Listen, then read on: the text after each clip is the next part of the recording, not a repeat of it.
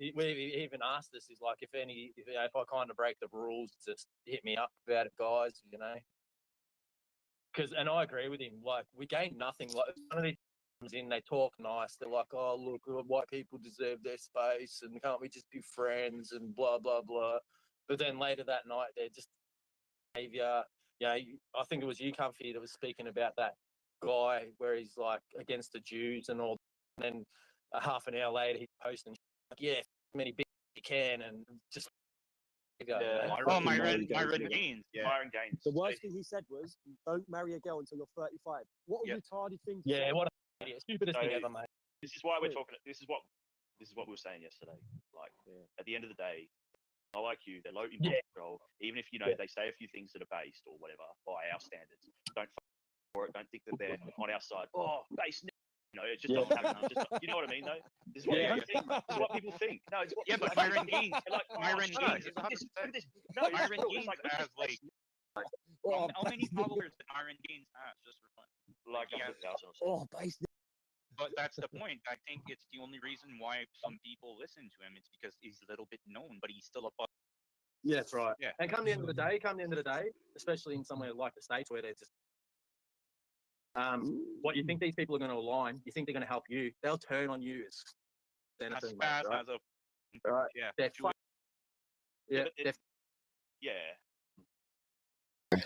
If you all are lost about who Myron Gaines is, check this out. 304. I'm still alive. Okay, so don't want guys. I don't want to. Some guys are different about it. Like some dudes are like, yeah, it's gonna be funny. Eskimo Brothers is for a funny story. But and then some guys are like, hell, I've noticed with black dudes they don't like doing that. White guys, we're all like, yeah, well, I said we. Yeah, but not me. Yeah, he's white. He's white, Justin. He's white, bro. Hey, man. That was natural. I officially just stamped Myron as white. Yeah. What I meant to say was when I was in college. I knew that was.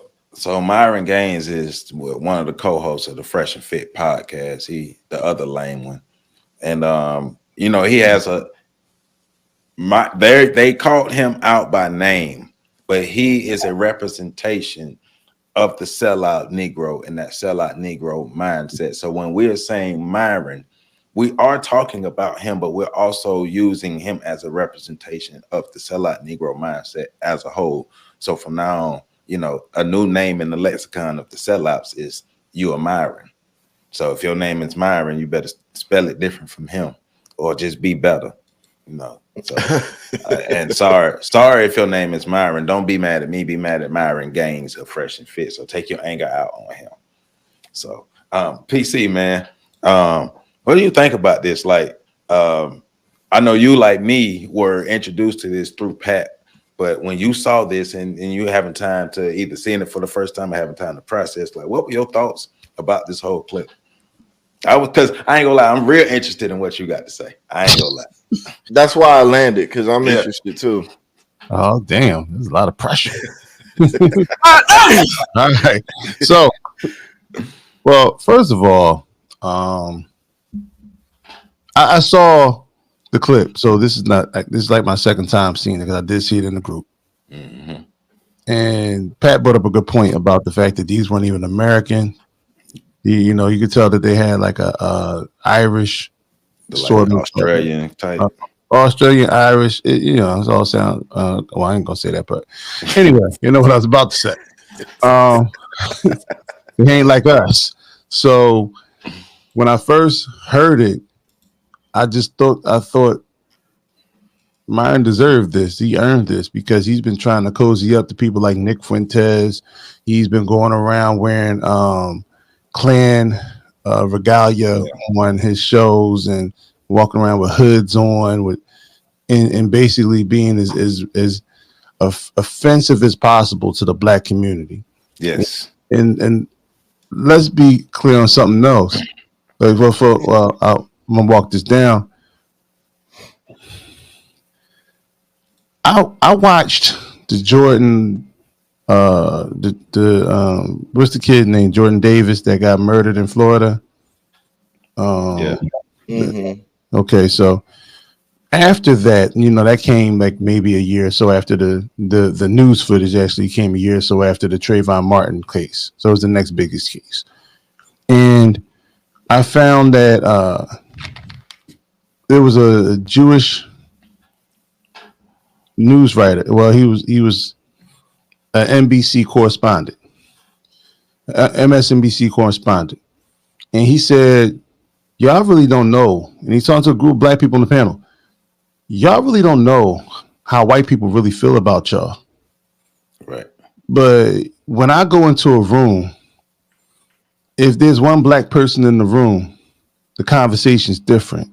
But as soon as the black people leave out, he said, all white people do is talk about black people and the consumption, that how consumed they are with black people. And it's always negative, but there's a consumption that they have in regards to our culture, in regards to likeness, whatever you want to call it.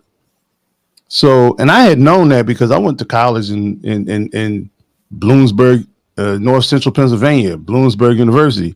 So I saw that firsthand because especially in college, a lot of white people feel like they don't have to bite their tongue and they feel liberated to say whatever they want. And it don't even matter who's in the room at that particular time. As long as there's more of them than it is you, then, and you found this out in the classrooms where they felt protected by the professors. So this is not a new phenomenon. I mean, we all know it. This is not a new phenomenon. What I find really interesting about it though, is that we'll seem to have these situations where black people are reminded about how dominant society feels about us, whether it's here or internationally. And 2 or 3 years later, it's like a new group of Negroes come through and try to reinvent or recreate this dynamic. I remember having this conversation with my nephew who had just got out of college. He was still in college at the time. And he was telling me about how times are different now. They don't have to deal with racism like we did before. Yeah. And I had to explain to him, I said, nephew, I need you to understand something. This is cyclical. Every some odd years, we have a group of new young Negroes who feel as though just because you're friends with somebody who does not look like you, that racism is no longer a conversation. I said, this is cool until y'all have to get out there in the real world and compete for resources. That's when it all starts to change. When you have to start competing with them for the ability to provide for yourself, and it's you versus them for a job, out here in the real world. And so this is something that happens a lot especially when you have, I'm not going to say that. This happens a lot when you have people who just don't want to fight no more. And we can go back to like the international piece. And I'm glad you brought that up, Pat, because the first thing I thought about was when they had the Winter Olympics in Russia a few years ago, and they had to warn all the black people not to leave Olympic Village because of the white supremacist groups that they had out there and the white nationalist groups they had out there who were actively talking about harming them if they encountered any of them in the city of St. Petersburg or Moscow or anywhere else they planned on going. We don't be paying attention. We don't pay attention to what goes on in Europe, so that's why we don't know. No, we don't think like men. That too. Because as a man, the first thing you do when you enter a situation is you run a threat analysis, and we actually check to see if there's going to be danger here. Is this somebody I need to be concerned about? Is this situation even safe? And we take all that into consideration. The problem is the majority of the black community are all strong black women. Even the ones with male genitalia. I just did it. I had a crump moment. I tell you, I just crumped it. My bad. Making up all new words over there. Draw the ties. So, But the most interesting part about this, Myron ain't even black. He's Arab. Like 100% Arab. Yeah, he's Sudanese. Yeah. So like his Sudanese brothers actually put him on blast for disrespecting his Islamic heritage. So Myron ain't even black. But he does this stuff because he's dark skinned and he can blend in and he can I mean shit. If it works if it can get you close to the White House, you know, he can do this type of stuff where he is right now on his platform. Myron ain't black. Myron gets to hide. And I call out the cats that allow him to walk around using the N-word all the time, because it's one of those things where black people have not shown enough cultural pride to call people out when they do this, especially if you don't identify as black. We really shouldn't be doing it anyway, but damn it, you know, to allow somebody else to do it is the ultimate disrespect. Mm-hmm. Myron, like, and Tommy Sotomayor sort of like gotten close to those guys too, and he just got called out by Richard Spencer. Yeah. And Richard Spencer said to him, "How can I trust you to be loyal to me when you're not even loyal to the people you came from?" Hey man, I saw prior to this, I saw another Twitter space where the white guys was going in on Tommy Sotomayor, and he was in the Twitter space, and they go in there basically telling the same thing, like, "You a sellout Negro. We don't respect you. Go crawl back into your hole." And that's the biggest part. They don't respect you, and Negroes feel like the Benedict Arnold, or what's the humpback that sold out? The 300. Yeah, I know you're talking about. Yeah. They feel like if I just get to the other side, because now what I find about these Negroes is the ones that desire to be in that space is they got hurt feelings toward the rest of the black community. Oh, absolutely. And so because they have those hurt feelings towards the rest of the black community, they want to see us pain. They want to see us in pain. And they want to join the ones they feel like can inflict the most harm upon us. And like I said, Myron ain't black, but he been hanging around a bunch of Negroes down there in Florida. Damn, y'all gonna catch that L too, huh? Man, it's Florida. Come on, man. We expect it. It's Florida. Yeah, I got a stray for that one. And we catch strays every day. We know. So, but I think that's the biggest part. The biggest part is they feel as though they're inflicting harm on a community that they have that they have a lot of ill regard towards. Meanwhile, the people they're doing it for don't have any respect for them, because they said if you were really about something, you wouldn't be turning on your own to side with us. But why not do it when you could just take the Candace Owens route, and after white people reject you, you just start giving black people platforms and doing stuff with black people, because black people gonna say that you're not welcome back, but you welcome back. Well, black people, like I said, we are all raised with like women. And so, I mean, how many women have you seen? They know their man is a philanderer. Like, this dude is out here everywhere. And yet and still they say, well, as long as he come back to me, I don't care. That is the black community. The black community don't care, because it's like we talk about what is it? The syndrome when you want to Stockholm syndrome, right? Like the bank, they were held up in that bank and they fell in love with the bank robbers. We don't have Stockholm syndrome. I've often said we have abused dog syndrome, where you can abuse a dog, you could light his ass on fire, but as long as you keep feeding him, that dog is going to come back to you and hoping to win you over in your admiration. You pat that dog on the head 1 or 2 times, that dog will bite somebody's head off for you. That's black people. Feeding the dog collard greens. Right, that's black people, man. We just love, we for some strange reason, We are the people that, you know, you heard the people, oh, we just want our voices heard. Heard by who? Who do you want to hear you? You know, it's sick and it's sad, but you know, I'm laying right there, right? They want to be heard because they want to be made to feel good because hey, that's all we've had. Because remember, Maya Angelou told us it's not what they say, it's how somebody make you feel that people remember. So the feeling is the most important. And if feelings matter to us, then feelings have to matter to white people. So if we appeal to their feelings, then they will feel like, oh, we shouldn't treat black people like this anymore. We've treated black people like this for too long. Now it's time for us to change and be good to black people. How about that, Bobby? How about that, Bubba? Yeah. And that's not happening. Nah, it's not. What's happening is more disdain and hatred's built up.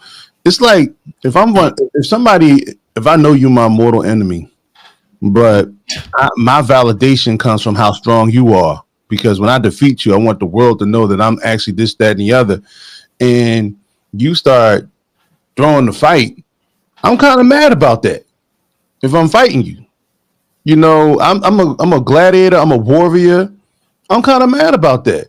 I want the best because I want to beat you at your best. I don't want to hear shit later about how well, you know, I took it easy. No. So as these white supremacists who all try to carry this Celtic sort of honor and whatever, they don't respect an adversary that will fight back. Nobody respects losers. Nobody does. Losers don't even respect themselves. Yeah. Right. And so you will always be stepped on. You will always be disrespected. You will always be on the bottom. We will always talk down on you. We will always punch down on you. Because let's be real. People like Myron, Candace Owens, Officer Tatum, all these other black people who take the time, Thomas Sowell, Larry Elder, who take the time, Thomas Sotomayor, who take the time to just go in on black people, and then they don't have no smoke for white people. They are all the low self-esteem, the black people who hate their blackness. These are the black people who are looking for white people to just once again pat them on their head and tell them that they've done good. But the white people don't respect them. Why would I respect a sellout? If I am the most, white supremacy is the most dominant force on this planet. Why would it respect weakness? Why? Look at the relationship that white supremacy has with China or the Asians, and look at the relationship that they have with Africans, and tell me which one is a relationship that has respect embedded within it. But wait, Joe. Yeah, you can't talk about Candace Owens like that. Why? Because you like her hair. Didn't you say that was your future baby mama? Well, the white dude beat me to it, so that show you what she had. Yeah. I went fast. I went fast enough. Maybe I was doing too much Negro stuff. I don't know. You know, it's funny though, like, and this is where I say black people, we gotta understand like how hard it is to do what we're trying to do. And that's just why I say we gotta really understand this and take it seriously. Human instinct, human desire, survival traits, all of this stuff dictates that you pair with the strongest person. Culturally as well. You link up, you do whatever you can to get on their good side because that increases your chances of surviving. As black people, we have to resist that urge in order to do what we need to do. And that requires a level of intellect and a level of strength to be able to look at ourselves and say, I know every fiber of my being is telling me that if I just learn to play nice with these people, because they have all of the power, my life will be better. That's emotion. You know what I'm saying? And Maya Angelou, right? That's emotion. The logic, though, look at the history of it. everybody that cozies up and decides to try that strategy, it never works out for them. So obviously that strategy is not working. I mean, the Native Americans tried it. You see how that ended up for them. And they were civilized. That's our future. The most successful people we've had at it were the Chinese. But you saw as soon as what did Trump call it? The Kung Flu. You saw how quickly all of that whole model minority, they wrote books about how the Asian Americans, Japanese, Chinese, all of these different groups fought to be seen as the model minority in America. That was their plan, to play nice and cozy up next to white people. And you saw all it took was one illness to erase all of that. But they had to have an Asian hate crime bill implemented as well. But so black people, this is because this a fact. So this Power, is why I say, power. What we really need, y'all, and this is why I go so hard. It ain't that I'm attacking black people. It's really like, no, we need to open our eyes and understand what we're dealing with. The things that you think, the intuitive things are not successful. You got to be counterintuitive. The things that seem like they make sense, they don't work because they seem like they make sense when you're interacting with a people that think and act like you do. When they don't, you got to observe the context. What's the context here? The context is white people are insulated and enamored with themselves, and they believe they have, PC says all the time, divine mandate, heaven's mandate. They believe that they are righteous in what they do, right? And you are never going to be them. So trying to get close to them might buy you a little bit of time, but really all it does is turn you into a monkey at the circus. And the moment you don't jump through the hoop, something gonna jump through you.